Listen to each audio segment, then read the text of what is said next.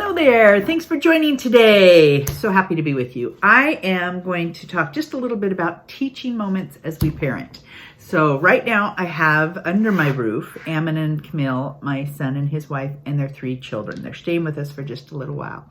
And I am so reminded of the teaching moments and times that I would try to take every day to teach my children.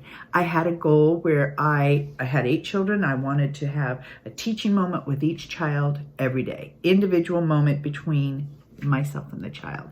And that took a lot of time, but it made me get in the habit of using those teaching moments whenever they came up. And that is just, it was life-changing for me. It was really helpful for me to parent in that way. Just finding, how are you feeling? Let's talk about that. Or did you see that bird go by? How do we treat animals? It didn't matter. You just took a teaching moment, no matter when it was. Children love to go with you everywhere you go, even if it's to the food storage in the garage to get something, or if you're making something, they want a stool and to be by you, and you can use those times to teach them. My sweet Ammon was a little rambunctious a lot of the time, and I remember one time it worked so well that I had bought a bunch of fruit roll-up boxes at Albertsons. They were $1 a piece. That shows you how long ago it was, probably. And it had 10 in a package, and I bought quite a few, probably 10 or 15 boxes. And I remember he just needed something to do, and I sat down with him for a minute, got him started, and I said, it's so important that all of these fruit roll-ups get put into this big bowl so that they're ready for us to use later. And can you open these up and put each one into the bowl and, get rid of the garbage, and it gave him a project to do. It was so important for him to get that project done, and he felt really proud about it. I just remember thinking, wow, that's what my little busy boy needs. He needs projects, and he needs to feel involved and helpful, and that was really good.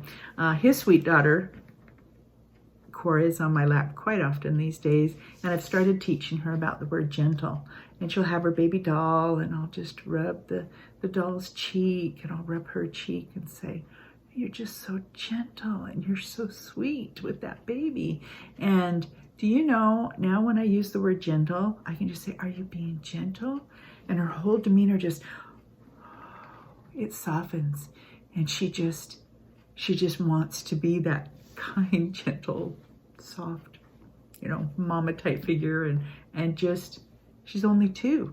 So it's just really good to have a teaching moment whenever you can. It can help them, and it can affect them in their lives so much.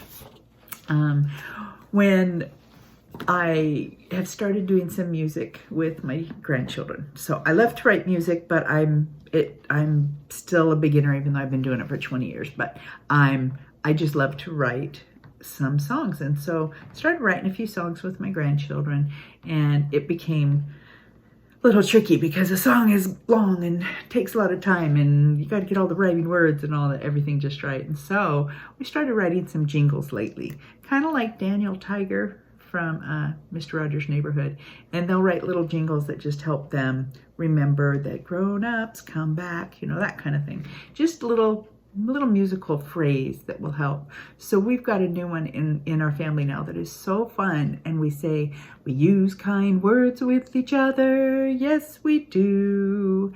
And can I tell you, when they're arguing and having a frustration, and I can say, we use kind words with each other, and then I pause, they quite often stop with the arguing and look at me and go, yes, we do. And then they tend to change their attitudes and get along.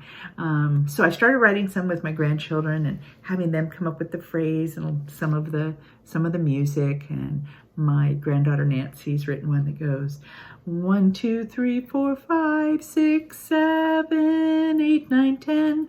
When I count to 10, I feel calm again.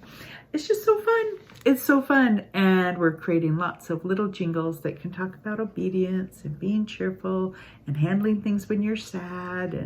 And it's just a joy. They feel so joyful that they've created something, and I think it's helping in some behavior. So take advantage of those beautiful teaching moments with those littles. They're worth every minute of it. And I hope it helps you to have an absolutely joyful day.